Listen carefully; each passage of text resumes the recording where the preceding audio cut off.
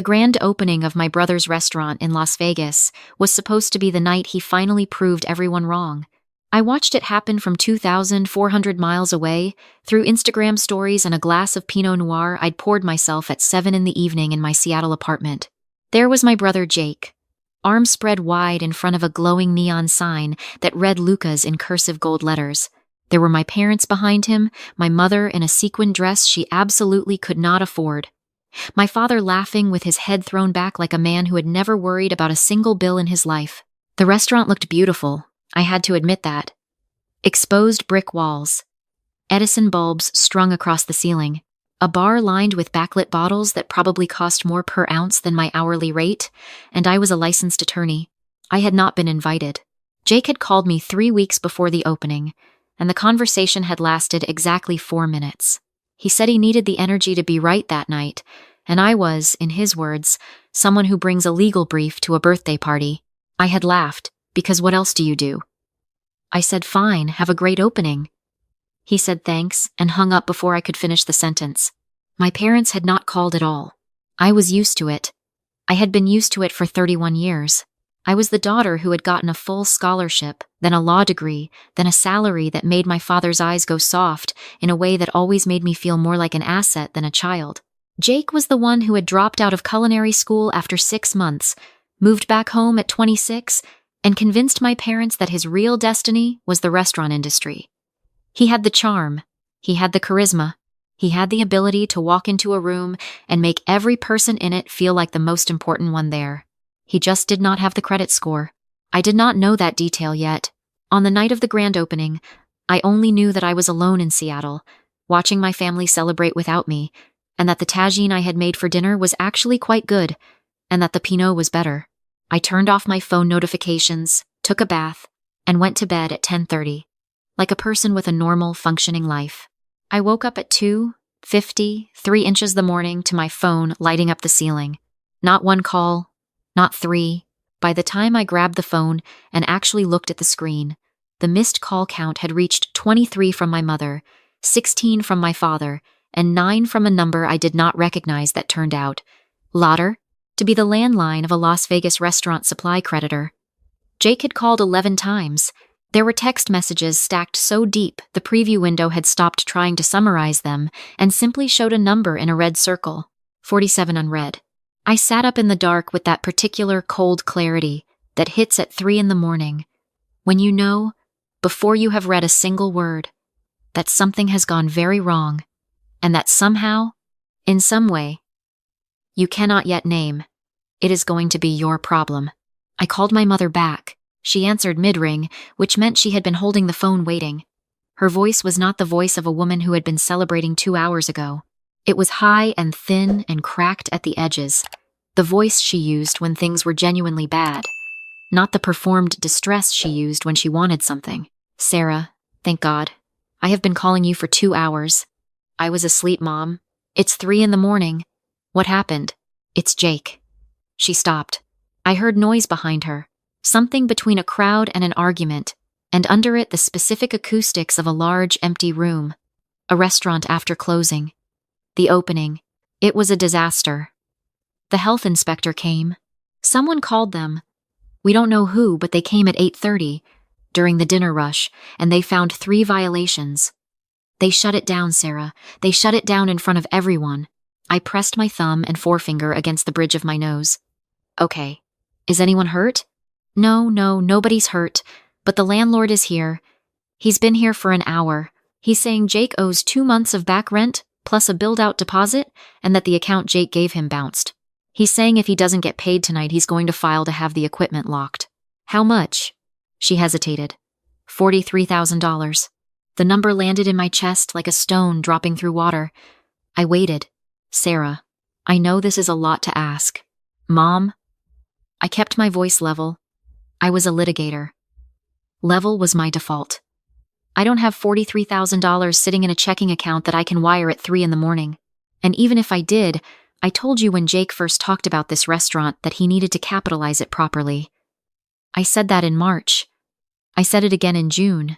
I know what you said, Sarah. Her voice went tight in that way that meant she was about to say something she'd practiced. But this is your brother. He's standing here and she lowered her voice. He looks broken, honey. I haven't seen him look like this since your father lost his job in 2012. I said nothing. The guilt was a familiar thing, a hand around my throat that I had learned to breathe around. Just look at your account, she said. Just look. Maybe there's something we can work with. Mom, I need to sleep. I have a deposition at 8. Sarah, please. I'll call you in the morning. I hung up. I sat in the dark for 30 seconds. Then I opened my laptop because I was not going to be able to sleep, and because there had been something in my mother's voice beyond desperation, a specificity that bothered me. Just look at your account, not your savings, not your funds. Your account, singular, as though she had a particular account in mind. I opened my banking portal out of habit, the one I checked every Sunday morning with coffee. My primary checking looked normal. My savings looked normal. Then, because I am a lawyer, and lawyers are professionally suspicious, I opened my credit monitoring dashboard. I paid for the premium service. I had not looked at it in 6 weeks. The red banner at the top of the page made me stop breathing for a moment. Alert. New hard inquiry detected. Date, 34 days ago. Creditor, Western Commercial Lending Group. Purpose, business lease co-signatory. I clicked it. The document that loaded was a commercial lease agreement for a property at 4417 South Flamingo Road, Las Vegas, Nevada. Suite 201. The leased premises described in the agreement matched, detail for detail, the restaurant I had watched my brother open on Instagram stories 6 hours earlier. The co-signatory line at the bottom of page 4 read, Sarah M. Calloway, attorney at law, Washington State Bar, number 47821. The signature above the printed name was mine, or something close to it. Close enough to pass a quick administrative review. The loops on the S a little too generous. The second L in Calloway slightly disconnected. But mine. Recognizably, terrifyingly mine. I read it 3 more times. Then I went to the kitchen, turned on every light, stood at the counter, and drank a full glass of cold water while I decided what kind of person I was going to be for the rest of this night. I called my father. He answered on the second ring, and I could hear immediately that he had been waiting for exactly this call. Sarah. His voice had the warmth of a man who believed he was about to be rescued. Hi, Dad. I sat down at the kitchen table with my laptop open in front of me and my legal notepad next to it, pen uncapped. I'm looking at my credit report. A half-second pause. Okay, there's a hard inquiry from Western Commercial Lending Group from 34 days ago. It's attached to a commercial lease co-signature for a property on Flamingo Road. Silence. Dad. I kept my voice completely neutral. I had learned this in my first year of practice, that silence applied with patience is more effective than any question. I waited. Sarah. He sighed. Not the guilty sigh. The sigh of a man who had decided that the explanation he was about to give was reasonable. That was the part that made my jaw tighten. Jake couldn't get the lease on his own.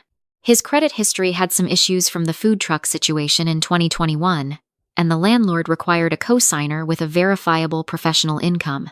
We needed someone solid. You needed someone solid, I repeated. I wrote it down on the notepad. I always wrote things down. We knew you'd say no if we asked. And this was Jake's dream, Sarah. We just needed to get him in the door. The plan was always that the restaurant would succeed and we'd have you removed from the lease within 6 months. Quietly, you'd never even need to know. You forged my signature on a commercial lease agreement. We used your information to co-sign. It's different. It is not different, Dad. That is textbook forgery.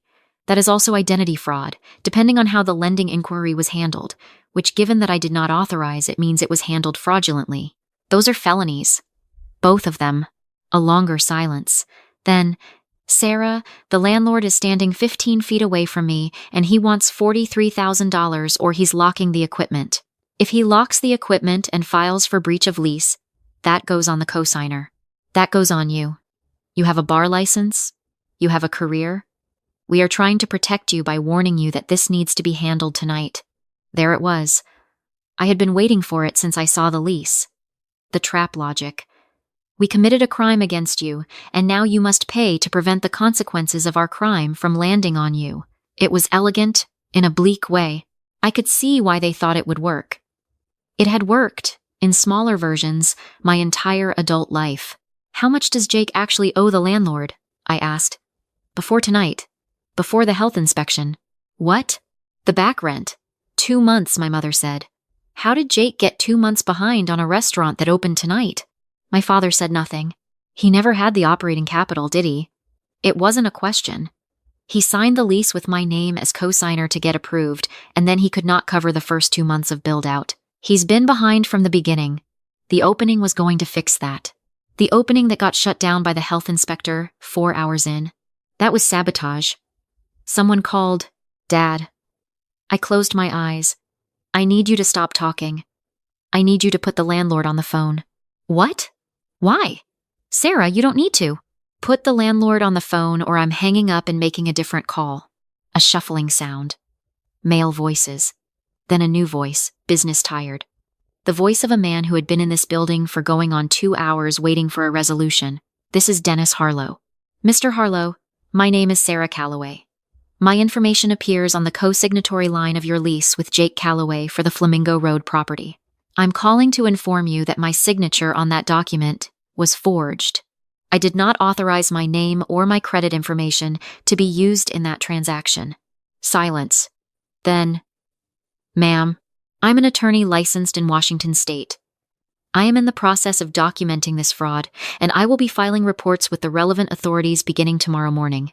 I am not calling to threaten your lease rights. Your lease is between you and the primary tenant. But I am formally notifying you tonight at, I checked the clock 3:17 a.m. on the record, that the co-signature on your document is forged, which means you may want to speak with your own attorney before you take any action premised on that co-signature being valid. There was a long pause.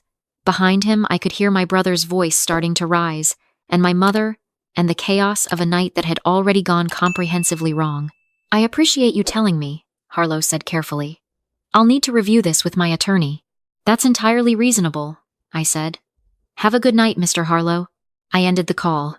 My father called back 17 seconds later. I let it ring. My brother called immediately after. I let that ring too.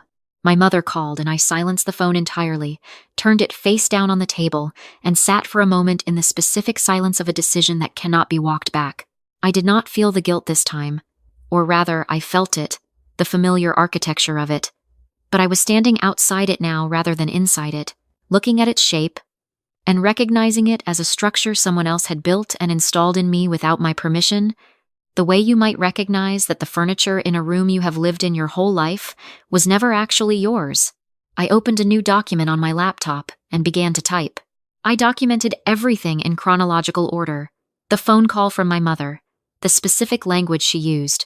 Just look at your account, the credit monitoring alert, the lease document, my father's admission on the call, which I had not recorded because Washington was a 2-party consent state, and I was a licensed attorney who did not need any additional complications, but which I documented in contemporaneous notes with a timestamp, which were admissible. The specific admission, we knew you'd say no if we asked. The specific admission, we used your information to co-sign. I pulled the lease document from the credit monitoring portal and saved it to a folder I labeled with the date and the words Calloway fraud documentation. I took a screenshot of the hard inquiry. I pulled my bar registration and confirmed my license number, which appeared on the forged document and which constituted, under Washington and Nevada law, unauthorized use of a professional credential. By 4:15 in the morning, I had a 12-page memo that would have been, in another context, a very solid opening brief. I called the fraud hotline for my bank at 4:30.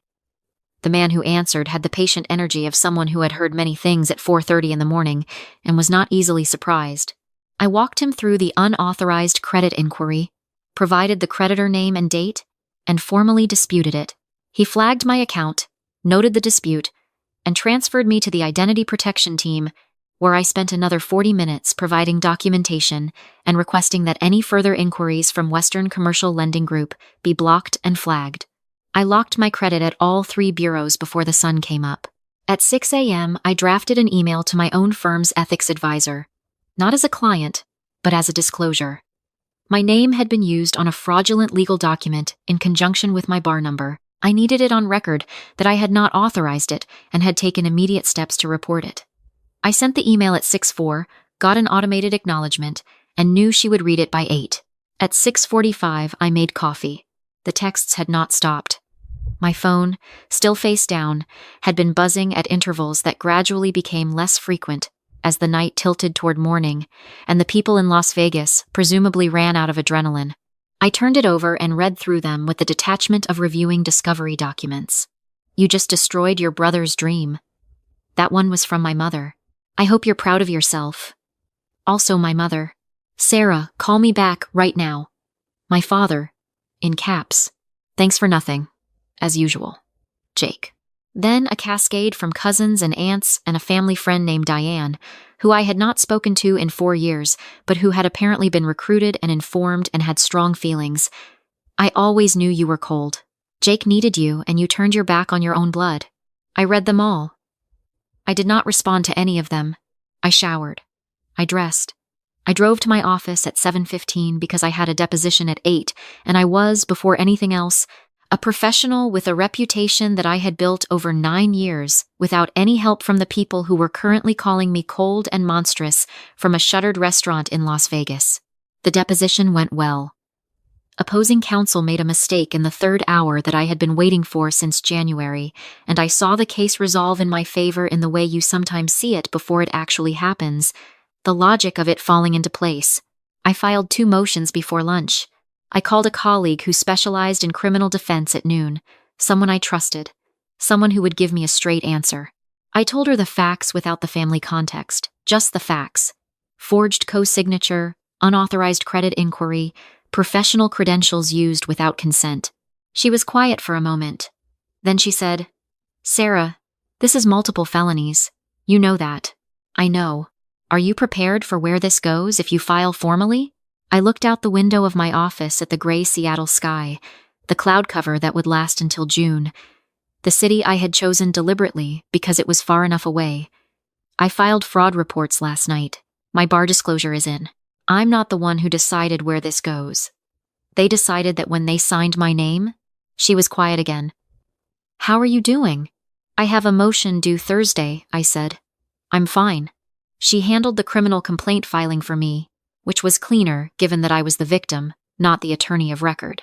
The complaint went to the Las Vegas Metropolitan Police Department and included the forged lease document, the unauthorized credit inquiry, and the documented admission from my father. Because my bar credential had been used, it also went to the Nevada State Bar for informational purposes, given that the property was in their jurisdiction. I did not call my family to warn them. I found out later, through my colleague, that officers made contact with my parents at their hotel at 11 the following morning. Jake had already left Las Vegas by then, having apparently understood before my parents did that the night had consequences. My parents were interviewed for 2 hours. My father, according to the police report my colleague obtained, initially insisted that I had verbally authorized the co-signature in a phone conversation they could not produce a record of. When the interviewing officer asked for the date and content of this conversation, my father was unable to provide specifics consistent across 2 tellings. The charges that were ultimately filed included forgery, identity fraud, and unauthorized use of professional credentials. My mother was named as a co-conspirator based on her admission to me during the 3 a.m. call, which I had documented contemporaneously. Jake was located in Phoenix 11 days later. I know people want me to say I felt something seismic when I found out. Some grief, some vindication, some complicated mixture of both. The truth is that I felt something quieter than that. Something close to the feeling you get when you finish a very long project and the folder is finally organized and the work is done. My cousin called me in the 3rd week, a cousin I actually liked, one who had stayed out of it. She didn't defend anyone. She just asked how I was, and somewhere in the middle of the conversation she said, quietly, that she had always known what my family did to me, that she had watched it for years, that she thought I had been incredibly patient for a very long time. I didn't know what to say to that. So I said thank you, and she said of course, and we talked for another 30 minutes about something else entirely. My parents eventually reached a plea agreement. The identity fraud charge carried the most weight. The forgery was folded in. They were required to pay restitution, required to submit to credit monitoring, and received suspended sentences given their ages and lack of prior record. My bar complaint was resolved with a formal notation that I had been the victim, not the perpetrator, which I had never doubted, but which was nonetheless useful to have on paper. The unauthorized inquiry was removed from my credit report. My score recovered in 90 days. Jake did not take a plea. His case took 11 months. He was convicted on the forgery count and received probation. He sent me one email, 8 months after the Las Vegas night. That consisted of 2 sentences. The first said that he understood why I did what I did. The second said that he still thought I should have helped him. I read it twice. I did not reply. I still live in Seattle. I made partner last year, the youngest in my firm's current group by 4 years. My office has a window that faces west, and on clear days I can see the water. I keep a good bottle of something on the credenza for when a case closes. I have not spoken to my parents since the night of the deposition. I have not spoken to Jake since before Las Vegas. The guilt comes sometimes, usually at odd hours. The way old pain arrives in weather. I let it come. I don't let it change anything. The silence I live in now is one I chose. I know exactly what it cost. I know exactly what I got for the price, and I will tell you that it was worth it. Not because I am cold, not because I stopped loving my family, but because there is a specific kind of exhaustion that comes from being the person everyone leans on without ever once asking if you are tired. And there is a specific kind of rest that comes when you finally put down what you were never supposed to be carrying. I drink my coffee black. I sleep through the night. My phone, when it lights up at 3 in the morning, is always, without exception, a client in a different time zone. I answer those calls.